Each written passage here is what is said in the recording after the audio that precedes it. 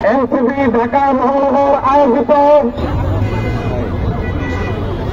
আজকের এই প্রোগ্রামের উপস্থিত প্রত্যেকে স্বাগত জানিয়ে আমি আমার বক্তব্য শুরু করছি এবং একই সাথে আমি স্মরণ করছি জুলাই বিপ্লবের শহীদ হওয়া সকল শহীদ ভাই এবং বোনেদের এবং যারা তাদের অঙ্গ হারিয়েছেন তাদেরকে স্মরণ করছি সংগ্রামী ভাই এবং বন্ধুগণ, আমরা এখনো জুলাইকে ভুলি নাই, আমরা এখনো জুলাইকে ভুলি নাই।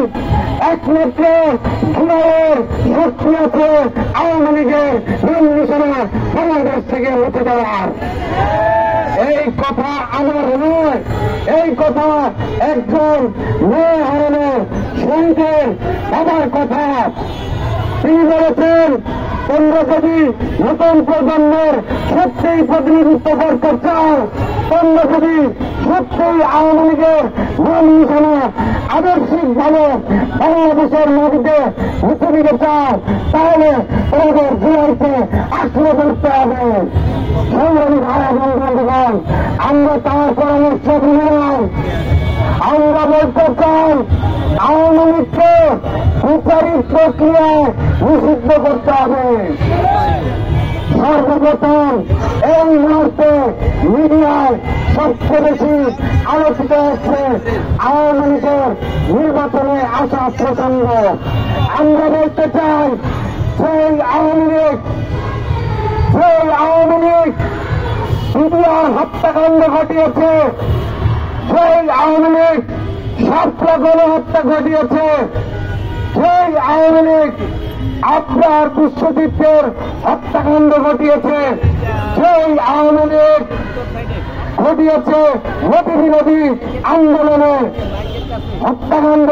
আমরা সকল হত্যাকাণ্ডের বিচার চাই এবং আমরা বলতে চাই ৭৭ সাল এই জুলাই বিপ্লবের সকল হত্যাকাণ্ডের পুঙ্খানুপুঙ্খ তদন্ত করে আওয়ামী লীগকে বিচারিক প্রক্রিয়ায় নিষিদ্ধ করতে হবে।